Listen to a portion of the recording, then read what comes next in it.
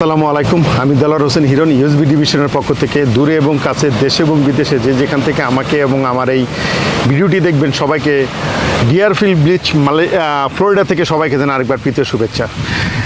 আজকে আবার মালয়েশিয়া নিয়ে একটা ভালো একটা নিউজ পাইছি, গুড নিউজ পাইছি। এটা আমাদের, কারণ আমি সবসময় বাংলাদেশের ইমিগ্রেন্টদের নিয়ে কাজ করি, লেবারদের নিয়ে কাজ করি, মানে রেমিটেন্স যোদ্ধাদের নিয়ে কাজ করি, কারণ আমি মনে করি তারাই তাদের কোনো উপকারে আসতে পারে, বিকজ আমিও একজন রেমিটেন্স যোদ্ধা। সো আমি অলওয়েজ তাদের প্রতি আমার একটা সদয় দৃষ্টি থাকে, সুদৃষ্টি থাকে। তারা যেখান থেকে থাকে তাদের সবাইকে জানাই আমি আন্তরিক স্যালুট এবং ধন্যবাদ, কারণ তারাই এবং আমরা মিলেই দেশের কিন্তু আমরা শক্তিশালী, আমরা দেশটাকে কিন্তু আগে বাড়ায় নিয়ে যাচ্ছি। এই দীর্ঘ এক বছরের রেমিটেন্সের জন্য কিন্তু বাংলাদেশের অর্থনীতি ঘুরে বেড়েছে, এটা আবার স্বীকৃত হয়ে গেছে, আবার প্রমাণিত হলো। যাই হোক, মালয়েশিয়া বাংলাদেশে বিশ্বের ভিতরে বাংলাদেশিদের জন্য মালয়েশিয়া দ্বিতীয় শ্রমবাজার। প্রথম সৌদি আরব, তারপরে হলো মালয়েশিয়া শ্রমবাজারটা। এবং সেই মালয়েশিয়া নিয়ে আজকে একটা ভালো একটা গুড নিউজ পাইছি। আমি মনে করি এই জিনিসটা সবাইকে জানানো দরকার, কারণ জিনিসটা জানানো মানে এইমাত্র যে শুরু হয়ে গেছে কাজ না। আপনারা যারা মালয়েশিয়া নিয়ে কাজ করেন কিংবা মালয়েশিয়া যাইতে ইচ্ছুক তাদের জন্য আজকের এই ভিডিওটি করা, যে আপনারা এক কাজ করেন, আপনারা নিকটস্থ এজেন্ট, ট্রাভেল এজেন্ট যারা আছে, রিক্রুটিং এজেন্ট আছে, যারা মালয়েশিয়ার লোক পাঠায়, তাদের সাথে আপনি যোগাযোগ করেন। কারণ মালয়েশিয়া অলরেডি লোক নেওয়ার ঘোষণা আসছে, সেই ঘোষণাটা বিস্তারিত আমি বলবো এবং আশা করি ভিডিওটি সবার ভালো লাগবে। হয়তো যদি কারো কোনো উপকারে লেগে থাকে, কাজে লেগে থাকে, কিংবা আপনি উপকৃত হবেন না, আপনার সাথে আশেপাশে যারা আছে তাদেরকেও যদি আপনি মনে করেন যে হেল্প করতে চান, তাহলে ভিডিওটি শেয়ার করেন। ভিডিওটির মাধ্যমে হয়তো অনেকে জানাজানি হবে। জানাজানি হলে কী হবে, অনেক লোক যারা মালয়েশিয়া যাওয়ার জন্য উন্মুখ হয়ে বসে আছেন তাদের জন্য একটা রাস্তা খোলা হলো। তারা জানতে পারলো যে না, এখনই যোগাযোগ করা দরকার। কারণ আমি জানি অনেকে মালয়েশিয়া পছন্দ করেন। ব্যক্তিগতভাবে আমি হিরণ মালয়েশিয়াটাকে আমি ভালোবাসি, শুধু পছন্দ করি না, আমি ভালোবাসি। মালয়েশিয়া নিয়ে আমি গর্ববোধ করি নিজেকে, কারণ মালয়েশিয়া দিয়ে আজকের এই পর্যন্ত আসার জার্নি শুরু করছে আমি মালয়েশিয়া দিয়ে। অতএব Malaysia is my first priority. যাই হোক, আজকে যেই খবরটা আমি প্রথম দিয়ে বলতে চাই, এটা কোনো ভুয়া খবর না, এটা কোনো মিথ্যা খবর না। তবে বাংলাদেশে যে নিউজ বেরোয়েছে গতকালকে, ওটার ভিতরে একটু টুইস্ট আছে। ওরা সম্পূর্ণভাবে কিন্তু বুঝায় বলে না কি হবে, সেই ব্যাপারটা নিয়েও খোলাসা করবো। আশা করি সবার ভালো লাগবে। ভিডিওটি শেষ পর্যন্ত দেখার অনুরোধ রইল। তো সবার প্রথমে আগে শুরু করি যে মালয়েশিয়া নিয়ে যে কি নিউজটা হয়েছে গতকালকে কি হয়েছে সেই নিউজটা। যে কালকে বাংলাদেশের পত্রিকা যে নিউজটা বেরোয়েছে, সেই নিউজটার প্রথম হইলে হেডলাইন ছিল, উন্মুক্ত হচ্ছে মালয়েশিয়ার শ্রমবাজার, আবেদন করা যাবে 31শে ডিসেম্বর পর্যন্ত। আমি আবারও বলি, এই সুযোগটা, এই ডেডলাইনের জন্য কিন্তু গত চান্সে কিন্তু অনেক লোক মিস করছে। কারণ 2024 ডিসেম্বরের 31 তারিখ পর্যন্ত যারা আবেদন করছে তারাই কিন্তু মালয়েশিয়া যাইতে পারছে, এবং যাদের ভিসা হয়েছে তারা মে মাসের 31 তারিখ পর্যন্ত কিন্তু যাদের মানে টিকিট বাংলাদেশে কিন্তু এটা সবাই জানেন, প্রচুর লোক, প্রায় 8,500 লোক কিন্তু ভিসা হওয়া লোক কিন্তু মালয়েশিয়া যাইতে পারে না। আমি তাদেরকে সবাইকে আবার এই কথাটাই বলতে চাই যে ভাই, আবারও বলি, এই ডেডলাইন কিন্তু শেষ হয়ে যাবে 31শে ডিসেম্বর 2005। মানে 31শে ডিসেম্বর 2005-এর ভিতরে যারা রেজিস্ট্রেশন করবেন, যারা আবেদন করবেন মালয়েশিয়া যাওয়ার জন্য, তারাই যাইতে পারবেন। পরবর্তীতে হয়তো ভিসা প্রসেসিংয়ে একটু সময় নিবে, কিন্তু 31শে ডিসেম্বরের ভিতরে আপনাকে মালয়েশিয়ার ওয়েবসাইটে, মানে ইমিগ্রেশনের ওয়েবসাইটে আপনাকে রেজিস্টার্ড হইতে হবে, তাইলে আপনি যাইতে পারবেন। 31-এর পরে যারা যাবেন, যারা চেষ্টা করবেন, আর হবে না। আচ্ছা, বিদেশি শ্রমিক নিয়োগে কলিং ভিসার কোটা 31শে ডিসেম্বর পর্যন্ত উন্মুক্ত ঘোষণা করেছেন মালয়েশিয়া সরকার। এতদিন আলাপ আলোচনা চলছিল, বাংলাদেশ গেছে, বাংলাদেশের লোক মালয়েশিয়ায় অথরিটির সাথে কথা বলছে, কিন্তু সরকারিভাবে কোনো ঘোষণা আসে নাই। আচ্ছা, দেশটির স্বরাষ্ট্রমন্ত্রী দাতুক, আবার ভালো করে শুনবেন, দেশটির স্বরাষ্ট্রমন্ত্রী দাতুক সেরি সাইফুদ্দিন ইসমাইল মঙ্গলবার এই তথ্যটি নিশ্চিত করেছেন, এবং এটা মালয়েশিয়ার গণমাধ্যমে বিশাল, মানে সবকটা গণমাধ্যমে গত মঙ্গলবারের নিউজে কিন্তু ফলাও করে প্রচার হয়েছে। এখানে কিছু বাংলাদেশের গণমাধ্যম কিছু ভুল ইনফরমেশন দিয়েছে, সেই বিষয়টা নিয়ে আমি শেষে খোলাসা করতে চাই। আচ্ছা, স্বরাষ্ট্রমন্ত্রী জানান, কৃষি, বাগান ও খনিজ খাতসহ 13টি উৎপাদন খাতে বিদেশি শ্রমিক নিয়োগের আবেদন গ্রহণ করা হবে। আবারও বলি, কৃষি, বাগান বলতে পাম বাগান, খনি যেখানে মালয়েশিয়ার খনি আছে, বিভিন্ন জায়গায় খনি আছে, সেই খনি সহ 13টি উৎপাদন খাতে বিদেশি শ্রমিক নিয়োগ করা হবে। এর মধ্যে সার্ভিস সেক্টরে আছে হোলসেল এবং রিটেল, মানে হোলসেল এবং রিটেল বেচা কিনা করে এইসব সার্ভিস সেক্টরে।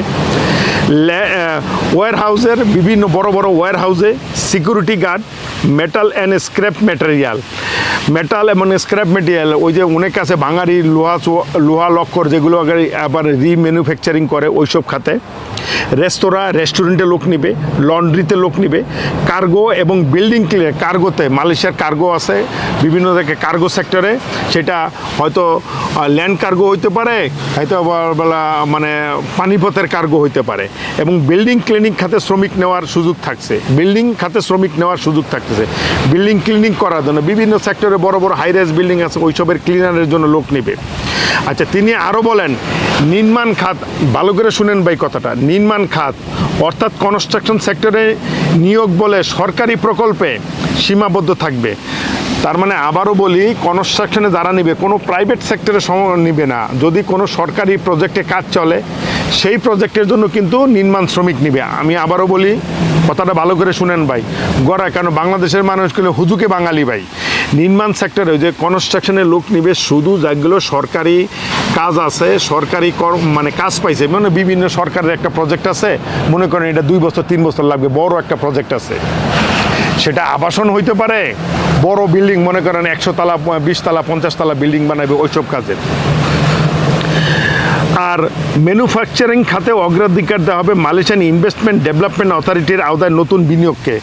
তার মানে আমি কিছুদিন আগে কিন্তু এই নিয়ে কান্নাকাটি করতেছি যে ভাই, কারণ আমেরিকার সাথে চায়না, একটু বিস্তারিত বলি ভাই, যে মালয়েশিয়ার সাথে চায়নার সাথে আমেরিকার বিশাল বড় একটা গেছে, মানে ট্যাক্সের একটা ঝামেলা চলতেছে। তা মোস্ট অফলি চাইনিজ কোম্পানিগুলি এখন মালয়েশিয়াতে মুভ করতেছে, থাইল্যান্ডে মুভ করতেছে, ভিয়েতনামে মুভ করতেছে, কারণ মালয়েশিয়ার সাথে ট্যাক্সের একটা ঝামেলা লাগাইছে, 20 থেকে 25% ট্যাক্স বাড়াইছে আমাদের আমেরিকান সরকার।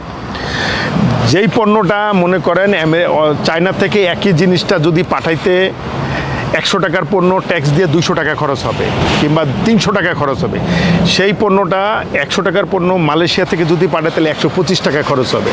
বুঝলেন কিন্তু ব্যাপারটা, কারণ চায়নার সাথে আমেরিকার একটা রাজনৈতিক বিরোধ চলতেছে, শক্তির পার্থক্য বিট চলতেছে, কিন্তু মালয়েশিয়ার সাথে চলতেছে না, বাংলাদেশের সাথে নাই, ভিয়েতনামের সাথে নাই। অতএব চায়নার সাথে আমাদের ট্রাম্প প্রশাসনের ভালো সম্পর্ক নাই বিদায় 100%, 150%, 200% ট্যাক্স ধরাই দিচ্ছে। সেই একই জিনিস যদি মালয়েশিয়া থেকে যদি কেউ আনতে চায় তাহলে মাত্র ট্যাক্স পড়বে মাত্র 25%। তাহলে বুঝেন, কারণ চাইনিজরা কিন্তু বুদ্ধিতে কিন্তু পিছনে নেই কারো কথা। তা ওরা যেহেতু, আমি চায়নার সাথে ওতপ্রোতভাবে জড়িত ব্যবসা বাণিজ্য নিয়ে, তা আমি জানি যে চাইনিজরা ফ্যাক্টরিগুলি সেম ফ্যাক্টরিটি ওইখানে আছে, মালয়েশিয়াতে নতুন করে আবার বিনিয়োগ করতেছে। এই জন্য বলছে যে নতুন করে মালয়েশিয়ার যে বিনিয়োগ সেক্টরে যেসব বিনিয়োগ আসবে, মানে পুরানো বিনিয়োগে না, যারা নতুন করে মালয়েশিয়া বিনিয়োগ করবে, কারণ বিনিয়োগ করবেই, কারণ চায়নারা ব্যবসা করতে হবে, এই নেক্সট 4 বছর ওদের কোনো চয়েস নেই ভাই, ব্যবসা করতেই হবে, ওরা তো বসে থাকবে না। তাহলে সেই ফ্যাক্টরিগুলি চায়না থেকে মালয়েশিয়া আসবে। মালয়েশিয়ার নতুন ফ্যাক্টরি করতে তাহলে লোক লাগবে, সেই লোকগুলি পাবে কোথায়? লোকগুলি তো দেশের বাইরের থেকে আনতে হবে, তো কোনো চয়েস নেই। কারণ ওই Malaysia, Indonesia, Bangladeshi, Indian, Nepali ছাড়া তার কোথাতে ভাই, আর পাকিস্তান থেকে কিছু লোক আসে, আর যারা আসে তারা তো কাজ করে না, তারা অন্যান্য দেশের তো লোক নেয় না, এই কয়েকটা দেশের থেকে কিন্তু মালয়েশিয়াতে লোক যায়। আবারও বলি যে বিনিয়োগ সেক্টরে কিন্তু প্রচুর ফ্যাক্টরিতে লোক নেবে। ওই যে বললাম যে এটা মানে হলো ফ্যাক্টরিতে লোক নেওয়া, তবে আপনারা যারা কোনো এজেন্টের সাথে যাচাই করবেন না। হ্যাঁ, আবার এই সিস্টেমটা কিছু চেঞ্জ হয়েছে। মালয়েশিয়ার মতো আগে কিন্তু প্রাইভেট সেক্টরের কোনো এজেন্সি কিন্তু পাবে না, কলিং ভিসা পাবে না, সরকারিভাবে রেজিস্টার্ড যেগুলি আছে তারাই শুধু লোক আনতে পারবে। এটা কিছু যাচাই পর্ব আছে, ওই পর্বটা আপনাদের বুঝাইয়া লাভ নাই, কারণ ওইটা আপনাদের সেক্টর না, ফ্যাক্টর হইল গিয়া বাংলাদেশে যে এজেন্ট আছে ওরা ওদের সাথে যোগাযোগ করবে। যে আগে যে গড়বান্ধার যে লোকজন ছিল, যে এজেন্সি ছিল, যে প্রাইভেট সেক্টরে এজেন্সিরা এই এজেন্টে লোক নিতেছে না ভাই, ওইরকম আর হবে না। সরকারিভাবে যেগুলো এজেন্টের নিয়োগ মালয়েশিয়ার গভর্নমেন্ট কর্তৃক মালয়েশিয়ার নিয়োগ, তাদের মাধ্যমে মানে ওই কোম্পানির সাথে বাংলাদেশের রিক্রুটিং এজেন্সিরা যোগাযোগ করে লোকজন নিতে পারবে। এবং বাংলাদেশের কী সিস্টেম হয় সেটা এখনও আমরা জানি না, হয়তো সেই পুরানো আমলের মান্দাতার আমলে যাবে, কারণ বাংলাদেশে ভাই ওই সিন্ডিকেট আছে, সিন্ডিকেট ভাঙা কারো দ্বারা সম্ভব না, কোনো গভর্নমেন্টই পারবে না। সে একই সাথে, তাহলে অতএব যারা আগে পুরানো সেই রিক্রুটিং এজেন্সি আছে তাদের মাধ্যমে আপনারা যাইতে পারেন। আবারও বলি ভাই, বাংলাদেশ কিন্তু ওই যে কনস্ট্রাকশনের ব্যাপারটা আছে, আর যেগুলো আছে সবাই আগের চিরাচরিত আছে, বিভিন্ন ক্লিনিং বিভিন্ন সেক্টরে লোক নিবে, আর ম্যানুফ্যাকচারিং ফ্যাক্টরির লোক নিতে হলে নতুন করে নিবে। আর কত টাকা ধার্য লাগবে কি হবে এই ব্যাপারে কেউ বলে না। এখন আসি ভাই, কি নিউজটা বাংলাদেশে নিউজটা ভুল বইছে। মন্ত্রী বলছে, স্বরাষ্ট্রমন্ত্রী সাইফুদ্দিন ইসলাম বলছে যে মালয়েশিয়ার জনসংখ্যার হিসাবে 10% শ্রমিক নিয়োগ দিবে বছরে। তা সেই হিসাবে 2 লক্ষ শ্রমিকের জন্য ওরা মোটামুটি দিছে, কিন্তু বাংলাদেশ থেকে প্রত্যেকটা নিউজ পেপার চালাইছে 24 লাখ আর সামথিং লোক নিবে। আমি পড়ে শোনাই কি হয়েছে, জিনিসটা কি হয়েছে আমি একটু পড়ে শোনাই।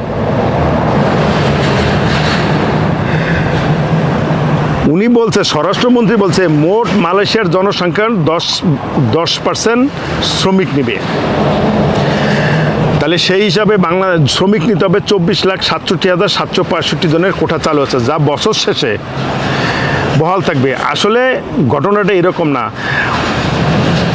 2 লক্ষ শ্রমিক বছরে নিবে, মোট জনসংখ্যার 10% অনুমতি দেবে। তবে এই কোটায় বাংলাদেশি কতজন আবেদন করতে পারবে তা এখন জানায়নি সংশ্লিষ্ট কর্তৃপক্ষ। তার মানে এই বছর এই 2025 সালে মালয়েশিয়া 2 লক্ষ লোক নিবে, সেটা টোটাল। এর মধ্যে ইন্ডিয়া আছে, নেপাল আছে, পাকিস্তান আছে, মানে ইন্দোনেশিয়া দিয়ে সব দেশেই আছে। আচ্ছা, শ্রীলঙ্কা আছে, এইসব দেশেতে মোট 2 জন। বাংলাদেশ থেকে কত লোক নেবে তার কোনো এখনও দেয় নাই, হিসাব দেয় নাই। হয়তো এটা রেশিও হিসাবে পাবে, কারণ আমি জানি বাংলাদেশি শ্রমিকদের অনেক চাহিদা আছে। আর আরেকটা কথা বলে রাখি ভাই, ওই যে শোনেন 24 লাখ লোক এই ভুল স্বপ্নের রাজ্যে কিন্তু বাস করেন না। 2 লক্ষ শ্রমিক নিবে, এর ভিতরে সব দেশ মিলে 2 লক্ষ নেবে। হয়তো বাংলাদেশের হয়তো পারে 50,000 পড়তে পারে, হয়তো 40,000 পড়তে পারে, হয়তো বা 20,000 পড়তে পারে, ইউনেভার নো। এটা পরবর্তীতে জানা যাবে। ততএব যারা মালয়েশিয়া যাওয়ার জন্য আছেন তাদেরকে সবাই বলি, আপনার নিকটস্থ যারা ভিডিওটি দেখার পরে নিকটস্থ ট্রাভেল এজেন্সির সাথে যোগাযোগ করেন, হয়তো কোনো একটা ক্লু পেয়ে যাবেন আপনারা, ইনশাল্লাহ যাওয়ার একটা রাস্তা পেয়ে যাবেন। যোগাযোগ করেন, এখন থেকে যোগাযোগ করেন। হয়তো বাংলাদেশে ওইভাবে হয় নাই, কিন্তু দেখা গেল যে বাংলাদেশে তো বুঝে নেই, যদি কোনো রিক্রুটিং এজেন্সি 500 লোকের এই অর্ডার পায়, সে 1000 লোকের কাছে 2000 লোকের কাছে টাকা পয়সা নিব। তো এই ব্যাপারটা সাবধানে থাকবেন। এটা হলো যার জ্ঞান বুদ্ধির কাছে ভাই। এই ব্যাপারে কিন্তু আমার কাছে কোনো সাজেশন নেই, আমি আপনাদের ক্লু দিয়ে দিলাম, এখন আপনারা যোগাযোগ করেন। হ্যাঁ, আরেকটা কথা যেটা বলতে চাই যে মালয়েশিয়ায় অনেকে বলেন যে ভাই মালয়েশিয়া কী বেতন। ভাই মালয়েশিয়ায় আছে ভাই, আমার জানা মতো এমনও লোক আছে ভাই 3,000 4,000 রিঙ্গিটও বেতন পায়। 3-4,000 রিঙ্গিট মানে বেতন, আপনি বুঝছেন ভাই। এমনও লোক দেখছি আমি, সে 5,000 রিঙ্গিট ফ্যাক্টরিতে গার্মেন্টসে কাজ করে পাইতেছে। আবার তবে 1700 থেকে 3,000-এর ভিতরে কিন্তু আপনারা বেতন রিঙ্গিটটা থাকে ভাই। এখন শুনেন, অনেকে গিয়ে কাজ করতে চায় না। এখন এই প্রশ্নটা করলে ভাই কে কইছে ভাই কে কইছে না ভাই, সুদূর আমেরিকা আমি যদি মাসে ইচ্ছা করি $4,000-5,000 ইনকাম করা কোনো ব্যাপারই না আমার কাছে। আবার অনেকে দেন মাসে কিন্তু দেন $2,000 কামাইতে পারতেছে না। এখন এটা নির্ভর করে যার স্কিল এবং যার মেধার উপরে নির্ভর করে আপনি কীরকম কাজ করবেন। জাস্ট ছোট্ট একটা উদাহরণ দিই, গত 2024 সালে আমার এক বিল্ডিংয়ে আমার বাড়ির কাজ করার সময় এক রাজমিস্ত্রি ছিল, রড মিস্ত্রি ছিল। সেই রড মিস্ত্রির বাড়ি হলো শেরপুর। সে আমার কইছে যে ভাই আপনি তো এক কাজ করেন, আপনার জানা শোনা আছে, এত টাকা দিয়ে তো আমরা এই জায়গায় লোকজন চিনি না, তাহলে আপনি একটু একটা যোগাযোগ করে দেন। যখন আমি একটা রিক্রুটিং এজেন্সির সাথে যোগাযোগ করে তার ব্যবস্থা করে দিই, সে গেছে মে মাসের 31 তারিখের আগে সে ফ্লাইট করে গেছে, 27 তারিখে না 28 তারিখে গেছিল 2024 সালে। সে এখন ভালো আছে, সে লোক কিন্তু এখন সুপারভাইজার ভাই, কারণ সে অরিজিনালি রড মিস্ত্রি এবং আমি রাখছি, আমি বহুত যাচাই বাছাই করে রাখছি, বাইক কলম বুলেটের মতো কাজ করে। আর তার যে মেধা, আনবিলিভেবল মেধা ভাই রড মিস্ত্রিতে। সে জহুর বারুতে কাজ করে, সে এখন নাকি $3,000-3300 রিঙ্গিট, মালয়েশিয়ান রিঙ্গিট সে বেতন পায়। এবার বুঝেন ভাই, এই জন্য বলছি ভাই, ওই যে নাক শিট খায়েন না ভাই। ওই যে আমি কইলে মনে করেন যে ভাই আপনি পারেন না দিয়ে যে আরেকজনে পারবো, এই কথাটা ঠিক না ভাই। আপনার হয়তো স্কিল নাই, কিন্তু আরেকজনের তো আছে।